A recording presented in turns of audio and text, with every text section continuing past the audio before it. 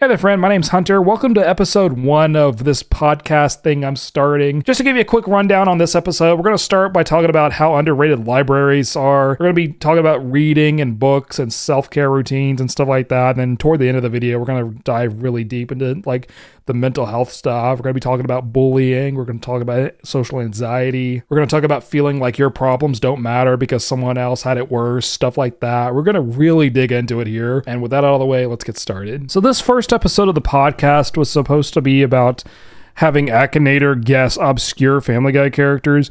I tried that, and like, did you know the PC version, like the browser-based version of Akinator, doesn't support accounts? So like what I wanted, so like the mobile version, the version of the game keeps track of your scores and stuff. So like if you guess something really obscure, like it gives you a score because, like, you know, if it hasn't been guessed in like 3 years or something, the longer it's gone without being guessed, the more points you get. And I got a pretty good score when I had it guess Petey the Pistol from Family Guy. That's from an early like season 1, season 2 episode from like this gun safety video they had. They were doing a little gag on that. And yeah, the PC version doesn't support accounts, and like it doesn't it like I tried it with a Big Fat Polly. I think we did good on that one. I tried it with Diabito, and then I finally tried it with Oinky, and it couldn't figure out Oinky. But it figured out the other two. I just don't know what our score was on those. And that sucked. So, instead of doing that, I know I could just pull up BlueStacks and do it that way, but that's so much work, man. So we're just going to do this instead. I'm still very much addicted to this game. This is Librarian Tidy Up the Arcane Library. I think it's been out for a month now. I'm just really freaking late to it. And it's been a fun one. I figure since we're playing this, I might as well go with the topic of how underrated libraries are. Mainly talking about in the United States, like they might be underrated other places too. I Googled before I started this episode, and it was like, hey, like, first of all, do other countries have libraries? Because I absolutely did not know one way or the other. I apologize. After Google gave me the answer, I felt very uncultured, because yes, a lot of countries have libraries, but they all operate a bit differently depending on the country. I should deep dive on that, shouldn't I? Here you go. We're just going to run through this together. So libraries globally share the mission of connecting people to knowledge, but how they operate, fund, and serve their communities varies widely. While rigid systems differ, they generally fall into 3 models: community-centric hubs, rigidly structured national research archives, and fee-based systems. So North America, libraries function as democratic and social centers. They provide free access to books, computers, and digital resources like streaming.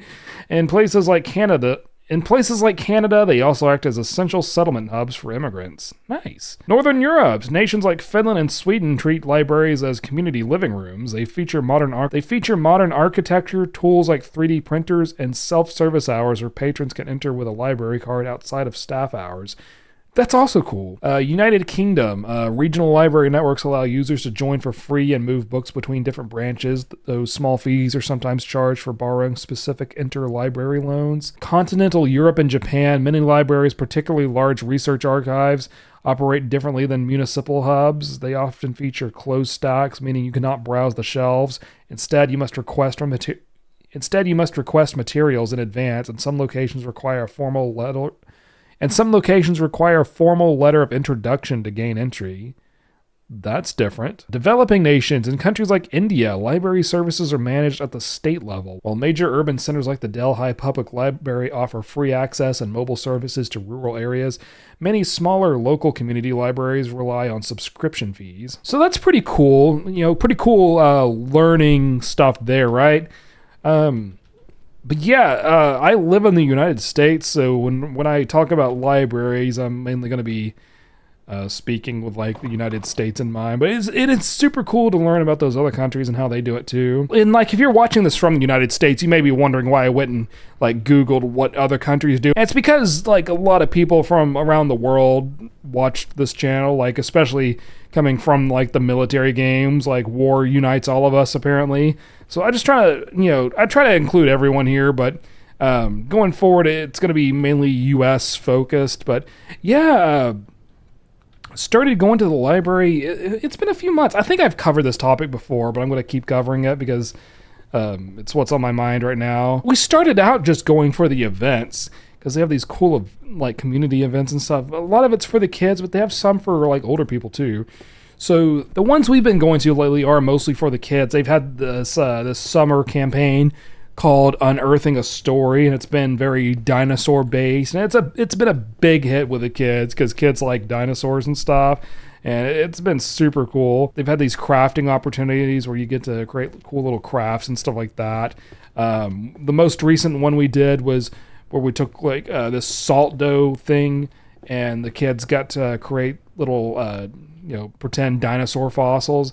That was super awesome. And then they did another one where you got to like cut out little pictures of dinosaurs, and then you got to dot around them with different colors and color the dinosaur. There's another one that was really fun where you got to like pretend to be an archaeologist. So the librarian lady, she passed out chocolate chip cookies, and then she gave us all toothpicks and little paintbrushes, and you had to like brush the artifacts off. You have to like pick out the chocolate chip artifacts with the toothpick. That was super fun. And then of course you got to eat your cookie after you were done. Very well done. The kids love it. I love it. My wife loves it. Everyone's happy.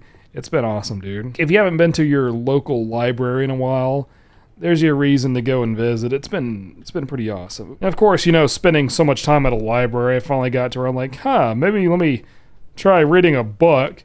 So I tried reading a book and I actually enjoyed it. The first book I picked up and checked out and read was called The House Next Door by James Patterson, and a co-author person. Like a lot of his more recent books I've read are like ghost written or something, and like there's always a co-author. A lot of like detailed stuff there, but I really enjoy it. It was like a collection of 3 different books. It was House Next Door, then it was The Killer's Wife, and then it was We Are Not Alone. All really good books. And then I just finished up The Warning, and I gotta go and get another book. But the books have been really good. I see James Patterson's name like everywhere when I go to, whether it's Books A Million, Walmart, or the library, anywhere that has books. He has a lot of books for sale or to check out or whatever, so thought I'd finally give him a try. And I see why he's such a popular author. Really easy reads and just really good stories so far too. I do want to expand into like other authors too, though. I don't want to just... Patterson's books have been really reliable, but I'm trying to expand my horizons, just trying to diversify a little bit, trying to really see what all there is out there. I plan on getting... The next book I'm going to get is The Writer, because I got started on that one at the library. But I also want to check out other books. Like one I saw was the Jack Reacher series. I saw that one as a recommendation for the next book to check out. I saw some of Nora Roberts' books. I looked up her books because I see them everywhere too.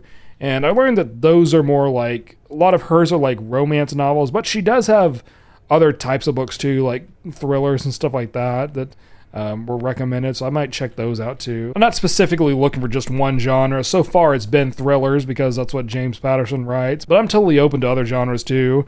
So growing up, I used to read a lot of like R.L. Stein's Goosebumps books, and he had another one too. He had another series and some other ones. Also really enjoyed his Choose Your Own Adventure books. Those are always a lot of fun. And then as I got older, I started reading more like Stephen King books, and really enjoyed those. Not really sure how I feel about the horror genre now as I've gotten older and had kids, and just, been more, I guess, emotional, more, I don't know how to describe it, man. Like, I'm not as keen on the horror books, but I would still read them. Like, Phantoms by Dean Koontz was another one that was recommended to me after I finished reading The Warning, so, like...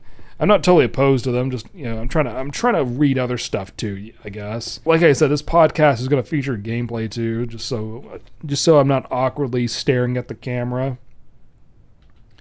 But maybe you want me to awkwardly... Do you want me to awkwardly stare at the camera? Because I can awkwardly I'm kidding. I'm sorry. This is getting uncomfortable. I apologize. Getting these romance novels. So yeah, I've already played through this game once. This is my second playthrough. I'm not gonna deep dive too much on like what the game's about because I already did that in another video, and I'll link that one at the end here if you want more like stuff about the game. Libraries and just reading in general have been really fun.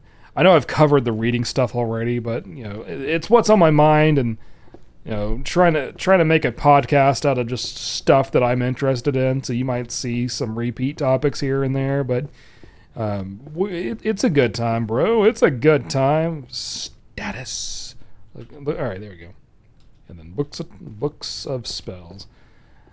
Speaking of time, you ever play The Legend of Zelda Majora's Mask? I'm getting off topic here. I'm really enjoying, I want to say, the mental health benefits of reading. So lately I've kind of gotten to a point where I've been reading more than watching TV. That used to be quite the opposite, but no, I'm actually really enjoying reading. Like I'll still put a show on as background noise, but I've been buried in books lately. I even got to the point where, like, you know, after you finish a book, it's like, okay, well, what do I do with my life now? Because you get really invested in the characters, dude. And then, like, after it's over, like, oh, now what? So that's where I'm at right now. That's why I'm sitting here bugging the heck out of you. How you doing, buddy? Now, what do you think? Do you think I should shove multiple topics into one podcast episode? Is that what we're calling this? Or do you think like one topic per video? Because right now I've been trying to keep it on track with the theme of libraries and stuff like that, but I could like pivot here and talk about other stuff too. I guess then I could split up this video into like clips based on what specifically I talked about. Because I absolutely do want to get into like mental health and stuff like that on here too. I still just don't really know how I want to go about that though. Because, you know, I do want to make it clear that I'm not a mental health professional. I figure that's a good place to start. But like, what about after that? What are we talking about here? And like motivational stuff too. I used to be really good at motivating people and making them feel good about themselves when they were down.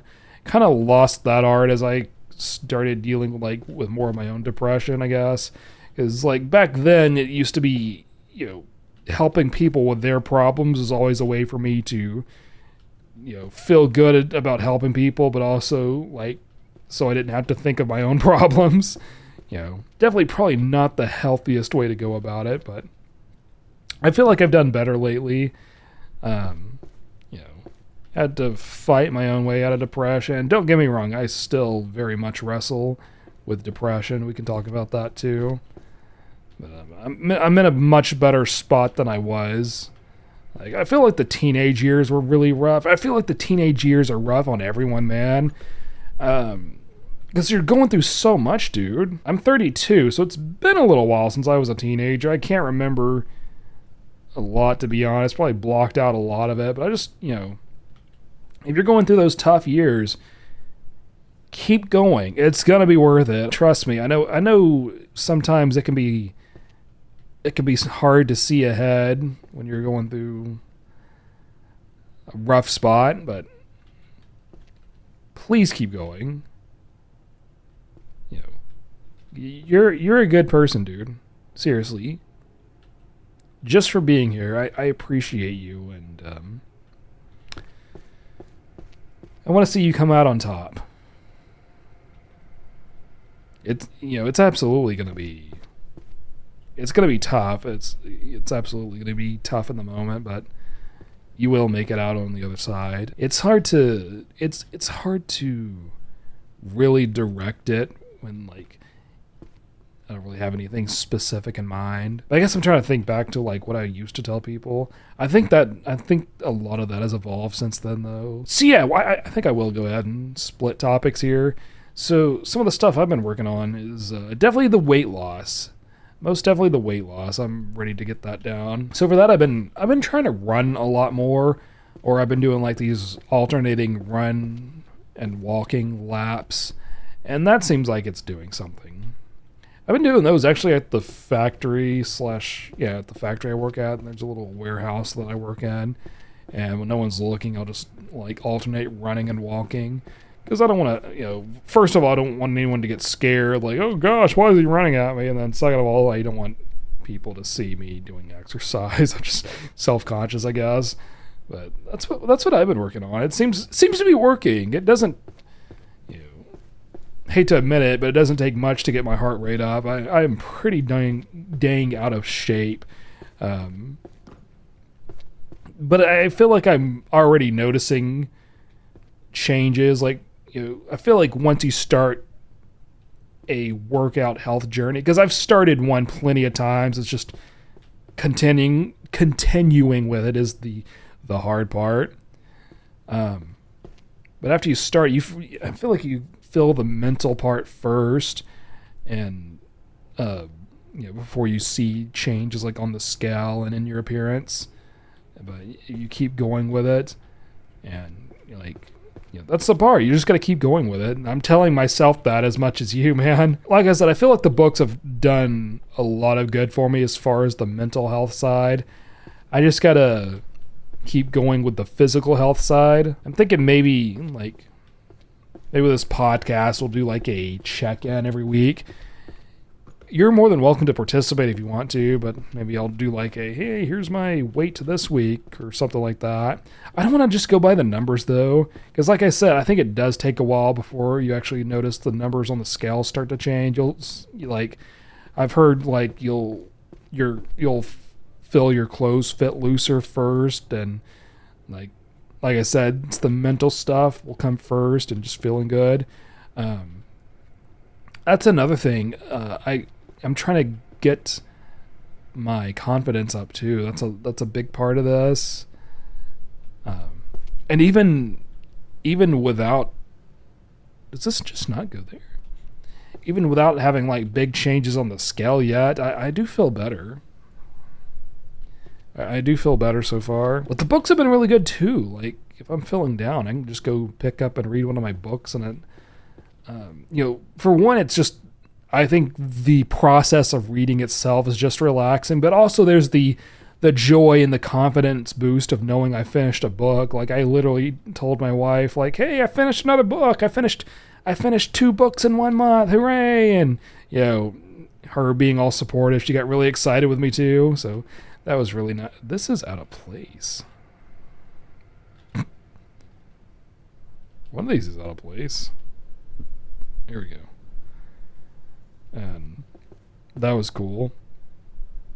I haven't finished a book in a while. I've started plenty of books, and like I've gotten far in them, but I rarely finish one. I finished 2 in 1 month this month, so I'm feeling really good about that. What's something you accomplished this month? Don't tell me nothing. Think of anything. If you got out of bed this morning, you accomplished something. Like, it doesn't have to be grand. It doesn't have to be fancy. But I want to put you, if you're not already there, I want to put you in the mindset of feeling good about yourself. Please.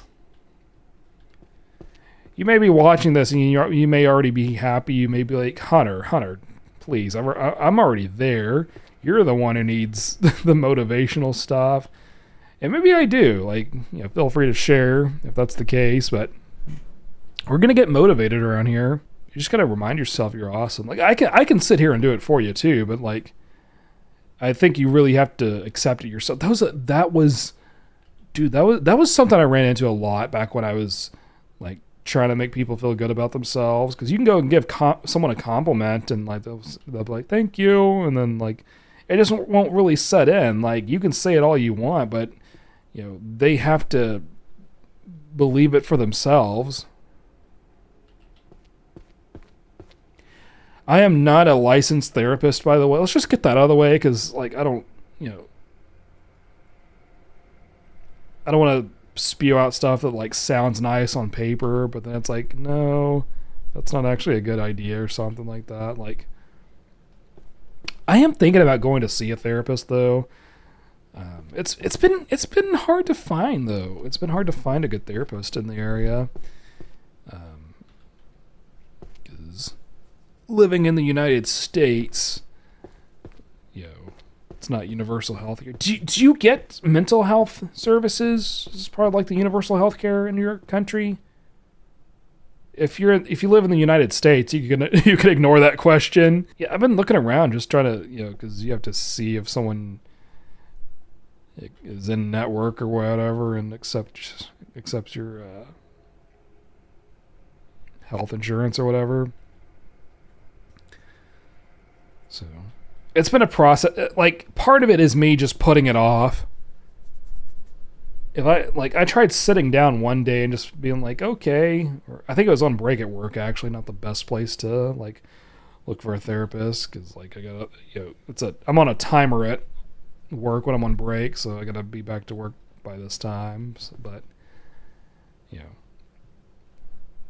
there's a whole bunch of like websites and pages you gotta go through, and then you gotta figure out who's in network, and then that's even before you get to the process of like trying out a therapist and seeing if you even like the therapist. You got to go and do like a session with them or something. But I'm trying to do know that I am trying to, I just wanted to put that out there. I don't think did I encourage you to go to therapy? I don't know if I did or not, but I wouldn't feel right to encourage you to seek therapy when I myself am not in therapy yet. But once I get there, then it's going to be like, I'm there now. You got to go too. We got to be in this together, man. We got to fix ourselves together. Wouldn't that be nice? That would be a fun YouTube series right there. All 15,000 of my subscribers and I got our mental health fixed. Here's how we did it. Imagine that being a Mr. Beast video. How long have we been recording? Almost 30 minutes. I was hoping to go for like an hour. I was hoping to get our first episode of the podcast close to an hour. I still got to figure out a good introduction for this too. I recorded one, but it only came out to like, it'll probably be maybe 5 minutes after I edit it. After I edit out all the pauses and ums and uhs and stuff like that. That's another thing I've been trying to do. Speaking of self-improvement, every time I edit, I notice that I say, and I hate to even point this out because if you haven't noticed it already, you will after this. I use like a lot. And I use a lot. It got to the point where I was like, man, I'm going to try to edit some of this out, but some of it I have to leave in because otherwise it's just going to sound weird. I haven't been consciously trying to eliminate those, but it is on my to-do list. See, now I'm consciously trying to eliminate them. I'm watching my speech carefully, trying to be like, oh, there it is. Dadgummit. Dadgummit. It's going to be a hard one to get over. I don't have to eliminate it completely, but I would like to get a little bit better at not using the L word. That's right. I'm getting somewhere. You got anything like that you're trying to fix? Any habits? I wouldn't even say it's a bad habit. It's just something I'm trying to fix. Maybe it's a bad habit. Hunter, you're a bad boy. Yeah.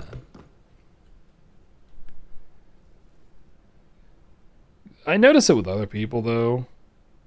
Maybe not necessarily the like thing, but I'm so bad at overthinking things. I'm bad at like, in some ways I'm good at pattern recognition, I think, but in other ways it's kind of a curse because I quickly notice people, their unintentional catchphrases and stuff like that. I don't even know like how to give an example like that, but like some people will say like they'll like, I guess not even thinking about it, say like, gosh darn it, I'm still doing like, I'm sorry. But they'll say stuff like, told him I said, blah, blah, blah. Told him I said, I'm sorry. I was trying to, it feels weird now. We're going to put a rain check on that one. If you're still watching, I appreciate you, because that was weird.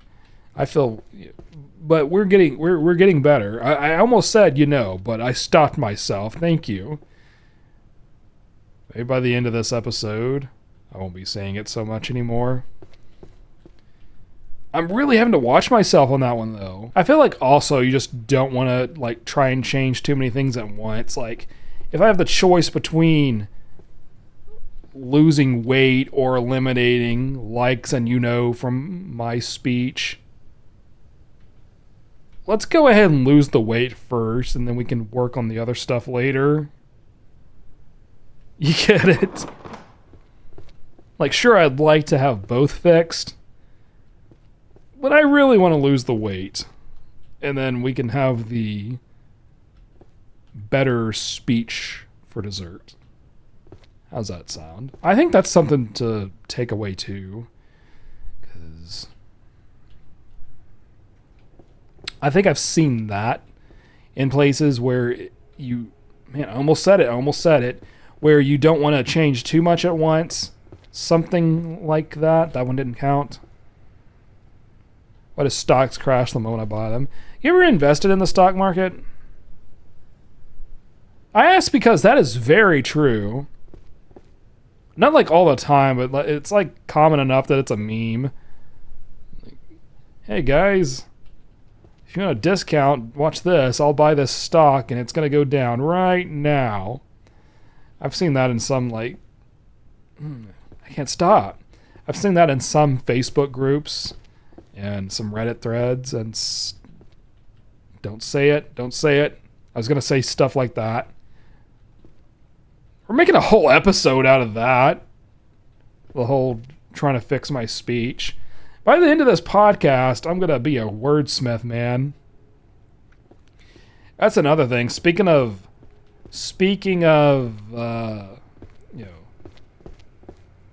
trying to fix too many things at once, I guess I could just sit here and appreciate the fact that I'm talking at all. So this is a good topic. This is a really good topic to branch off of. I used to, back way when I first started school, I guess I was traumatized enough by stuff, that's a whole nother rabbit hole, that I just wouldn't talk at all. I was pretty well mute, actually, around strangers. My mom, my grandparents, people like that, I could talk around just fine. Like, people I knew really well. I know that's the case for a lot of people, but this is this was, I wouldn't say a word. I'd keep my mouth very shut around people. Animal oracles. Sorry.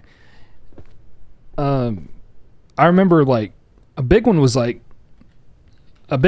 at the doctor's office. That's one, I don't have too many memories from back then, but one of them was the doctor would ask something and I would just not say anything, and then after a long awkward pause, my mom would have to answer. Sadly, it was also a curse. Sometimes it was an inconvenience, sometimes it was a bit of a curse, because a lot of first grade, I got physically bullied a lot with this one kid. After school dismissed, he would make me go to the boys' restroom. He would just beat the crap out of me, man. It was very unpleasant, as you could imagine. I remember one time in particular, because this was it was pretty much a daily thing. He would drag me to the bathroom and beat me up. I guess because I didn't say anything. I think it was because I didn't say anything, which is obviously, that's no reason for people to beat you up. If you just so happen to be in that same situation, just know that that's no reason for someone to beat you up, dude. Just because you're quiet. You're perfect the way you are. You're great the way you are. You're great the way you are. But I remember one specific instance where school let out and I just didn't see him, and I thought I was in the clear, and I was making my way toward the door, and then he finally popped up and said, and then, drive me to the bathroom and beat me up. And that was one instance where the not talking thing really sucked. Had an epic teacher, though. Had a super epic teacher, because instead of me, because sometimes it was to the point, like, most of the time it was after school let out, but sometimes it was also during the day. I remember one instance where I came out of the bathroom crying, and like all the kids were lined up because we were getting ready to go back to class, and like they were wondering, of course, why I was crying. Eventually the teacher, she sat me down to ask what happened, obviously, but I just wouldn't talk. For one, that was still during my just not talking at all phase. But also, I think a lot of us go through this where we think if we say what's going on, then the bully will find out, and then they'll beat us up even more. I think we all go through that one if you ever go through being bullied. But she was smart. She was super nice about it. So she gave me a piece of paper and a pencil to write it down instead of speaking it. And that's when I wrote down that, like, he would beat me up and like actually kicked me in the stomach. That one hurt. And she was pretty mortified by that one, learning all that. And I think the kid did get in. I'm pretty sure he got in a lot of trouble. I don't remember how it ended, but I do know that the bullying stopped, I think, after that. Didn't really mean to get into that. I felt like I would save that for like a dedicated video or something. I feel like that had a lot to do with the way I am now, a lot of the social anxiety and stuff like that. Did not mean for this to turn into a therapy session in which you are the therapist and I'm the patient, but here we are. Again, feel free to drop a comment. Let me know what's going on in your life, and I'll return the favor, my friend. I feel like I've pretty well gotten over it for the most part. I think it does still affect me in some ways, but I think I've come to terms with it, at least on surface level. But also, sad to say, I think another thing a lot of us go through, a lot of us think about, is my problems, my trauma doesn't matter because there's always someone else out there who's had it worse. And I just want to let you know, again, like, just thinking out loud here and thinking of, because I've talked, like I said, I've talked to people a lot. I've, in an effort to not have to deal with my own problems. If that sounds like you, just know that your problems are valid. You matter, dude. Big or small, you matter. I want you to know that. Like, please. I'm not a therapist, but I think that one's important to know. You matter. I guess I could probably stop playing the game and actually focus more on you. Let me put these books up, man. Let me get these books put up, and then we're gonna have ourselves a chat. We're gonna have ourselves a chat. All right, game's X'd out. But yeah, if you are someone, so where were we? If you are someone who thinks that your problems don't matter because someone else has had it worse or whatever, you still matter, dude. And I need that to set in, because take it from me, that kind of thinking is going to lead to more problems than it's worth. If you feel like it's right for you, you can absolutely still go and find therapy or seek out like a Reddit thread, see if other people have gone through the same thing you have, the same issues, the same traumas, stuff like that. One that really helped me was one called Raised by Narcissists, that a lot of people talking about like issues with their parents and narcissism and stuff like that. A lot of people talking about having to go no contact and stuff like that. That's a different flavor of trauma, I guess, from the whole bullying thing I was just talking about. But I just want you to know that stuff is available too.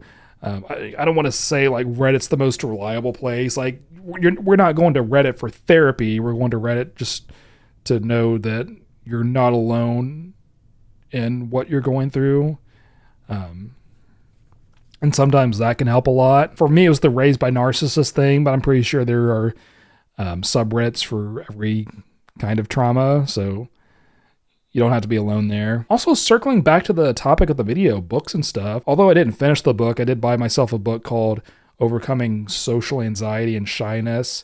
And that one, I didn't finish it, but I did take away some of the tips from it, and those really helped. Things like just learning how to overcome your safety behaviors and,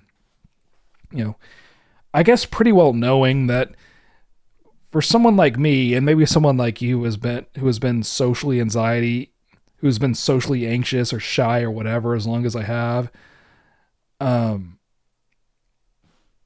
it mentioned like most people learn how to socialize at a young age, probably obvious. So they get all those awkward mistakes and stuff out of the way early in life. People like us, people like me, didn't exactly do that. So, it's kind of no way around it. You kind of have to go through some of the awkwardness as an adult. So that's why I've kind of adopted the internal phrase of embrace the awkwardness, because I don't think there's any way around it. I also like to try to keep in mind that anything you do in life, any kind of challenging thing, it may be scary at first, but like how many things have you tried in life that at first were scary, but after the first time you tried it, it got much easier after that. One of the biggest examples in my personal life is this fair ride called the Gravitron. You might have heard of it. I was very little. I saw that thing. I was like, I don't want to go on that. I don't want to go on that. And my aunt kept encouraging me, like, no, go on it. Trust me, you'll love it. It looks scary, but if you just ride it once, you'll love it. And after much hesitation from me, I finally went on, tried it, and I wanted to ride it again. It was fun. Just getting past that first hump is all I needed. Or for like my 3-year-old, just yesterday, he's been scared of party jumpers. That's the big bouncy castle things for some reason. He used to love them, and then he got out of not liking them. So we had to like kind of reset him on that. Of course, if he just flat out does not want to do the party jumpers at all, we don't force him to. But like yesterday, he kept going over there. It's like he really wanted to. He was just scared. And finally, I basically bribed him with milkshakes. Like, hey, if you go and do this, I'll buy you a milkshake, buddy. I'll buy us all milkshakes. And that his mom pitched in, and she went and like took him on the first round. Like even that took him some convincing, but she took him on the first round of going through the party jumper. And after that, he was like, every time he would go up, slide down, get back on it all by himself. He was having a blast. So that's another thing I think about is just, if you have to, just close your eyes, don't even think about it, get past that first one, and then it gets easier from there. I told you we were going to get into the mental health stuff today. I didn't realize it was going to be the first episode and then kind of toward the end, but that works. We've gotten past the awkward introduction there, and now we can just jump into this anytime we feel like. Absolutely, leave me a comment if there's anything you want me to talk about in the next episode, and I'll see you there, buddy. Hope you have yourself an amazing day. I believe in you. Bye.